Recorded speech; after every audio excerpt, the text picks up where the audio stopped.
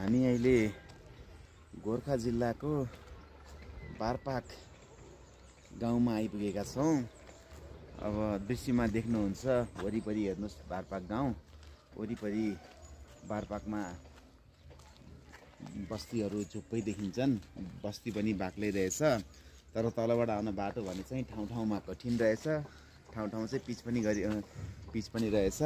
र बारपाकमा जुन यहाँहरूलाई स्मरण गर्न चाहन्छु म फेरि 2072 साल वैशाख 12 गते शनिबार बिहान 11:56 जाँदाखेरि महाभूकम्प आएको कुरा यहाँहरूलाई थाहै छ।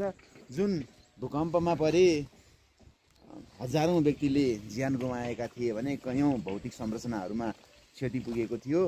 त्यही 2072 सालमा गएको भूकम्पको केन्द्रबिन्दु यही गोर्खा जिल्लाको बारपाक गाउँमा रहेको थियो। र बारपाक गाउँको पनि जुन ठाउँमा ठ्याक्कै केन्द्रबिन्दु थियो, त्यो केन्द्रबिन्दु भएको ठाउँमा एउटा भूकम्प स्मारक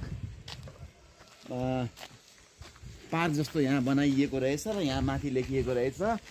त्यो ठाउँमा हामी आइपुगेका छौँ। तपाईँहरूले दृश्यमा देख्न सक्नुहुन्छ। यहाँ माथि अलि तलबाट, यहाँबाट दृश्यबाट भ्याइएन, अलि तलबाट दृश्यबाट भ्याइन्छ होला। त्यहाँ माथि लेखिया पनि छ र यस्तो यहाँ बनाइएको रहेछ। यतापट्टि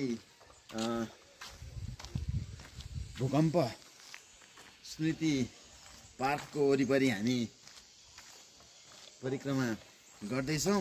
हामी त्यो माथिको देखाउने प्रयास गरिरहेका छौँ।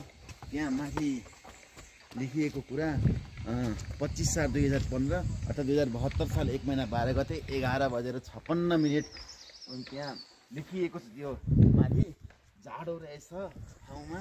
यो ठाउँमा अलिकति धेरै हाइटमा समुद्री सतहबाट कति हो ठ्याक्कै त्यो यकिन थाहा त भएन, तर निकै जाडो रहेछ यो ठाउँमा। धन्यवाद।